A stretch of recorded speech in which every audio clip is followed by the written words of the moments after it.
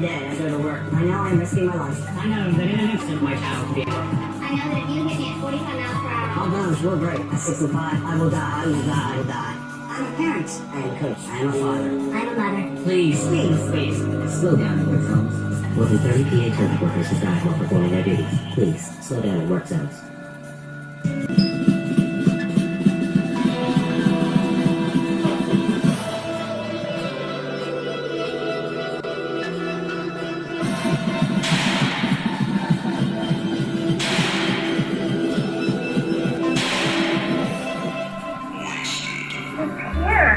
Feel it?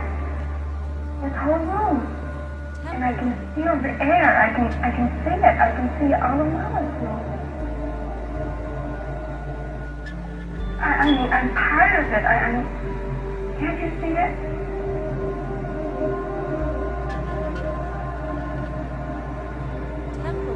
Any lines? Any forms? Just like the shimmering water, you know.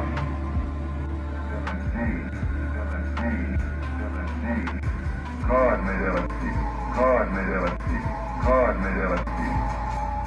A lot of people blame Leary for everything that went wrong with psychedelics, but it was really good in the culture.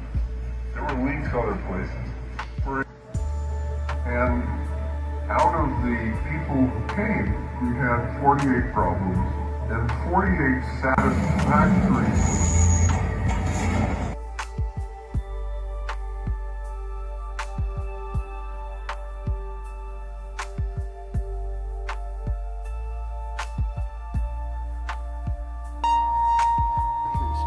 Captivity. But he actually convinced his interpreter or his interrogator to help him escape because the program was trying to get him to open a portal for them and they wanted to control it. And the guy eventually, the interrogator actually pushed him into the portal and had surreptitiously given him back to his own home world, and it ended that guy's career probably. A portal. Yeah. And what kind of portal are we talking about? You're talking like it's kind of like a way of opening a wormhole that you can control. And did they say where this thing was accomplished and how? I think it was also in reticuli. I think it was another being from the reticuli system. Right, but the portal. Where's this portal? How is it accomplished? The portal, I thought, I was trying to think, it sounded like it might have been on the Pacific Northwest or the West Coast area is where this was taking place. And did they say how the portal was made? Was this made by them? They had recovered parts of one, and they were trying to complete it, and they were trying to get this being to help them complete the portal so that they could use it for their advantage. Like a Stargate. Yeah. Like a real Stargate. Correct. Yeah. He convinced his interpreter that if he didn't get back, and if he didn't get home, really bad things were going to happen. And that guy just kind of felt like, hey, I got kids. And, right. I don't want society to destroy. Right. He had some compassion for him. Yeah. He's been working with him for a while. Yeah. So when he got the chance, he was just like, get him in there. I can't remember all the things. I think they had to keep this entity tied to a chair or something so he couldn't do anything, and that's why he needed the help of the guy that was the interpreter.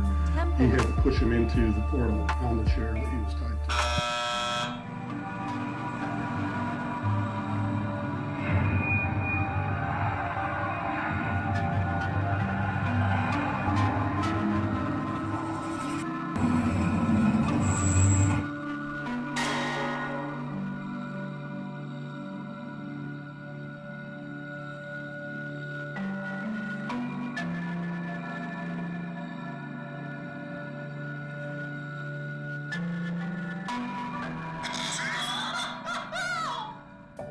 Built atop knowledge. On top of that knowledge as a foundation, you either have a grasp or an understanding of those principles or you do not. So you either learn what that knowledge means and how it works, or you don't have a deep understanding of that. So these are decision-making, filtering processes. This is the logic step of the trivium. or in the computing analogy model, this would be the processing step. These processes take place in the human mind and are chosen by each individual based upon the available information that they have taken in. So if you haven't done your grammar, or you haven't aggregated your knowledge in step number 1 of this process, you can't possibly do the processing and come to an understanding of it. That's why so many people have no understanding of the principles of the occult sciences, because they haven't even started beginning to learn what the occult is or what it contains. You can't possibly arrive at an understanding of how the universe works if you haven't gathered that knowledge. Then the third step in this process is acting. Actually taking action based upon your understanding. Each individual in a society, each individual's behavior is based upon the quality of their decision-making processes that they exercise in step number 2, which in turn were based on the quality of the available information which they took in. Now again, notice, wisdom is action. It's different than knowledge. It's different than understanding, all right? Knowledge is something that exists inherently, and you can take it in objectively. Understanding is an internal process. It goes on within the self, based upon the knowledge that you've taken in and processed. And then wisdom is action. It's what you do in the world with the knowledge that you have accrued and understood. So again, I put here, or lack thereof, in every one of these blocks. The lack of knowledge is ignorance. The lack of understanding is confusion. And the lack of wisdom is folly. One more level above that is what we get based upon what we've done. What is manifested, what is generated, what do we experience? The manifested reality. It's the quality of the conditions that we experience. And the quality of the condition which manifests collectively in our society, in any society, is based upon the aggregate quality of behavior within that society.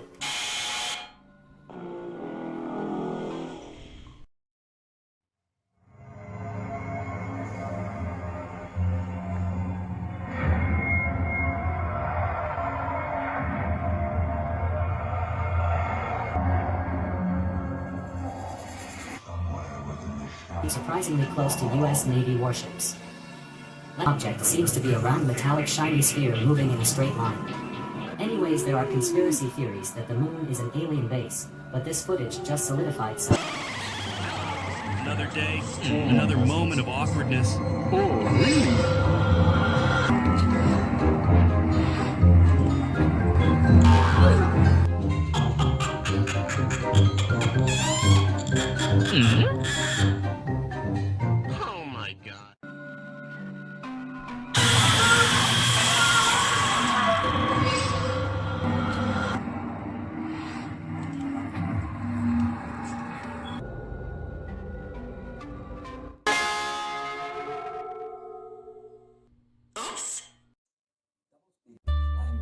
Designed to evade responsibility, make the unpleasant appear pleasant, the unattractive appear attractive.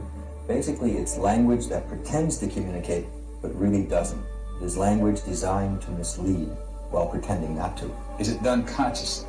Oh, yes, very consciously. Doublespeak is not a slip of the tongue or a mistaken use of language.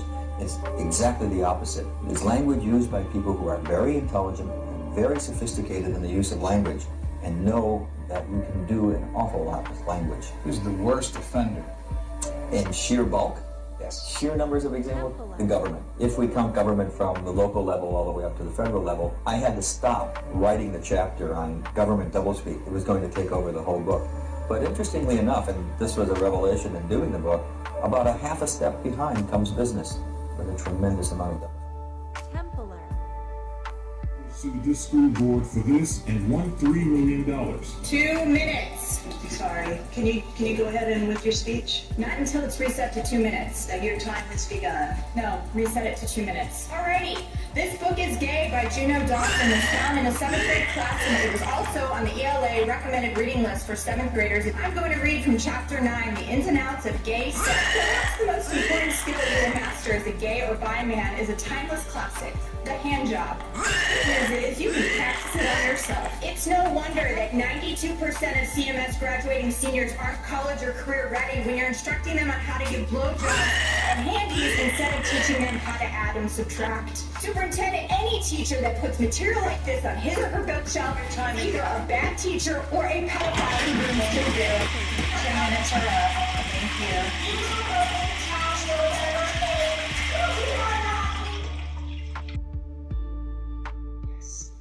New York City is one of the greatest psyops of all time. It has been carefully marketed for decades as the ultimate dream city, the place where ambitious, creative, intelligent people go to make it. But in reality, it's a self-replicating illusion designed to trap people in a cycle of struggle, survival, and self-justification. It convinces people that suffering is necessary for success, that the stress, exhaustion, and loneliness prove that they're strong. It sells an identity so deeply that even when people are miserable, they won't leave, because leaving means admitting the dream was a lie. This is how the PSYOP works.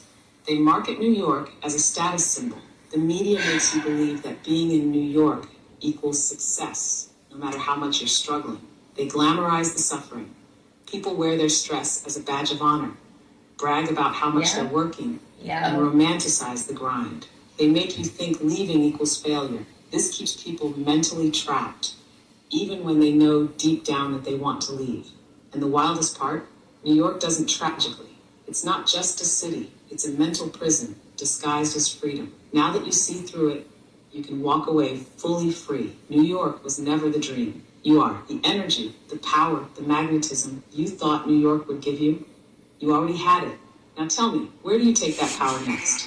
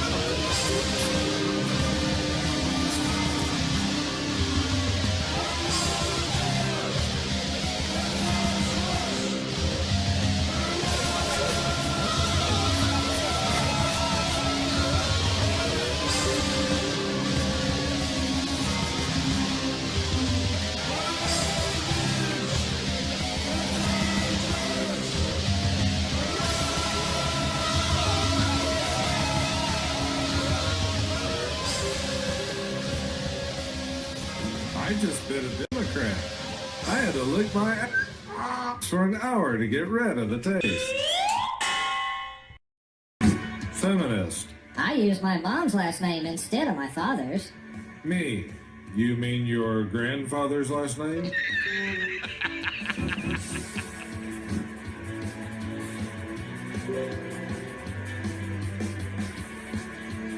A patient cured is a customer lost. Frontier systems suffered an operational failure caused by what they're calling a technical glitch, resulting in, I want you to hear me say it, a nationwide ground stop. Thousands of passengers were stranded at airports across the entire United States. Passengers were urged by Frontier to basically check the outage status via their Frontier app and website, but here's where it gets weird though. Could this just be another random airline issue, or is there something bigger at play? Now, the point I want to make about this is we also had outages of ChatGPT and DeepSeek today as well. Then at the same time, and I'm going to break this down for you, in another really shocking development, Belgium shut down its airspace as well. They're calling it a technical issue with their air traffic control system. They basically have a system called SCIAS, I think is how you say it, but it's this air traffic control system, and it experienced a failure that impacted their air traffic management. So all of Belgium shut down their airspace. This caused multiple flight cancellations, and they even had diversions all across Europe. But the exact cause they were never able to figure out. Why are both U.S. airlines like Frontier and then an entire European country's airspace shutting down at the exact same time? So is this just some random glitch, or is there something else at play? The interesting thing is that in the days after the Google Maps photos went viral, the feds announced that they had uncovered a $200 million smuggling operation happening in the ports of Los Angeles. This involved counterfeit goods coming from China, and it was happening in these containers that are similar to the ones that we saw at the plot. What was happening was, instead of going to secondary inspection sites, corrupt truck drivers were taking the containers to off-site warehouses where they would remove the contraband and apply new counterfeit seals. This involved warehouse owners, truck drivers, and logistic companies working together to defy US custom laws. So 8 people have been arrested and charged, but the lead defendant, who apparently controls several logistic companies, is still at large. We know this kind of thing is going on. Of course, worse things happen as well, and we just have to hope that the right people are working on it.